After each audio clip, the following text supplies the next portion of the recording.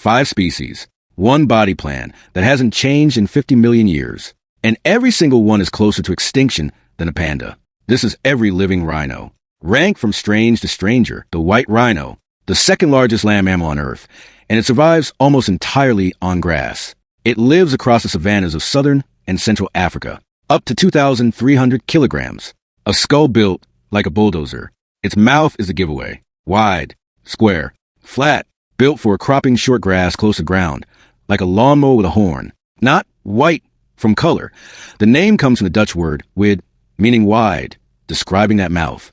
A translation error turned into a species name. 2 horns. No bone inside either one. Pure keratin, the same protein in your fingernails, packed into a solid mass, so dense it can weigh over 5 kilograms. Not a weapon first. A tool for digging up minerals, stripping bark, and settling territory disputes without a single tooth involved. Here's the twist. White rhinos are the most social of all rhino species. They form crashes, groups of up to a dozen animals. Most rhinos are solitary. This one isn't. Most rhinos avoid each other. White rhinos share dust wallows, share grazing ground, even share dung piles as communication hubs. A shared bulletin board written in scent. Poachers know the pattern. That's why white rhino horn accounts for the majority of illegal trade seizures in Africa. A structure built for grazing became a target because of a myth about medicine that has zero pharmacological basis. The Black Rhino, smaller cousin, same continent, completely different mouth, completely different life. Where the white rhino grazes, the black rhino browses. Its lip is a tail, hooked, prehensile, almost finger-like. It curls around branches and pulls leaves straight off the plant. This lip changes everything about how it lives.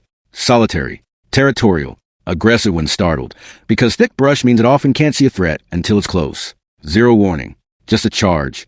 Speed is the micro-twist most people miss. A 3/4-ton animal that can hit 55 kilometers per hour in a straight line, accelerating faster than most predators expect from something that size. 3 subspecies once existed at meaningful scale. 1, the western black rhino, was declared extinct in 2011, poached out of existence for a horn made of the exact same material as human hair, not for biting, not for fighting, not for eating, just keratin, growing from skin mistaken for magic. The Greater One-Horned Rhino, also called the Indian rhino.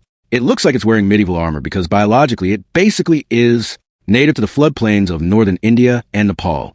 Its skin folds into thick plates around the shoulders, neck, and legs, studded with wart-like bumps called tubercles. Here's the mechanism. Those skin folds aren't decoration. They're joints. The plating allows a 2-ton animal to move through dense grassland and swamp without the skin tearing at pressure points. Armor that flexes instead of cracking. Just 1 horn, not 2, rarely exceeding 25 centimeters, smaller than its African relatives. The micro-twist. This species was once down to fewer than 200 individuals in the wild in the early 20th century. Today, it's over 4,000. One of the only rhino conservation stories that's actually working, driven by strict anti-poaching patrols across Kazaranga National Park. Most endangered species stories only get worse. This one got better. Proof the trend isn't biological destiny. It's policy. The Javan Rhino, the rarest large mammal on the planet. Fewer than 80 individuals left, all in a single national park. 1 location, Ujung Kulon on the western tip of Java, Indonesia. Not 1 wild population anywhere else on Earth. Smaller than the Indian rhino, with looser, less structured skin folds, like a mosaic instead of armor plates. Males carry a single small horn. Females often have none at all, sometimes just a bump. The mechanism behind its collapse isn't just poaching, it's habitat compression. A 2018 volcanic eruption risk from nearby Anacracodo and a tsunami threat put the entire remaining population within reach of a single natural disaster. 1 event, 1 species, functionally gone. Micro-twist. Camera traps are the only reason we know Javan rhinos still exist in current numbers. No living scientist has seen one in the wild with their own eyes in decades. An entire species now known almost exclusively through infrared footage. Most animals go extinct slowly, across centuries.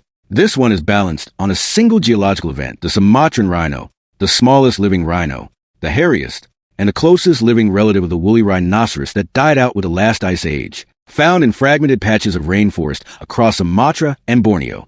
Reddish-brown hair covers its entire body, a trait every other living rhino lost millions of years ago. Here's what makes it different at the cellular level.